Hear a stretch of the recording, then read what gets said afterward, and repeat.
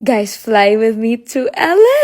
I still can't believe I'm saying that. Anyways, my Grab arrived and we got on the road. Guys, I'm so excited. I arrived at the airport, met up with Ashley. We are flying together kaya abangan nyo to. So we just checked in. And ang haba ng pila sa immigration. We literally spent an hour here. So we got in and after that, I went to the lounge. Yes, guys, you heard that right. I'm flying business class today. You can literally see the happiness in my eyes. Absolutely nothing to here. Guys, ang layo ko na. So I just grabbed a few snacks, the famous Pal Arroz Caldo, and drinks. Here's my food and everything was so good. Habang kumakain ako, naisip ko lang, wow, I really built this life for myself. Who would have thought makakadating ako sa LA? Guys, dati pangarap ko lang to. I wish my lola's proud of me. Anyways, I boarded my flight and look at the seat. I'm freaking out kasi it's so big. Sobrang laki ng legroom. So they gave me a welcome drink and we took off. As you can see, I'm like so happy but I'm also super tired at this point. Wala akong tulog para hindi ako ma-jetlag sa America. So I just freshened up but then walang tubig. So they just gave me this 1-liter bottle. So I just washed my face, brushed my teeth, and I changed. I'm ready to sleep but guys, they started serving the food. And ang lakas ng turbulence kaya ang hirap kumain. But you already know I devoured that. Sarap nito, so I ate while watching Sex and the City. I put on a mask and ate some ice cream, guys. This is the life I'm made for. Anyways, I passed out after that.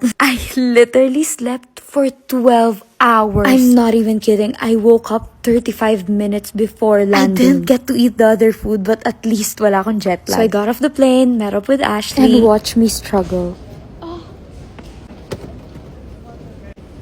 thank you so much. Thank you.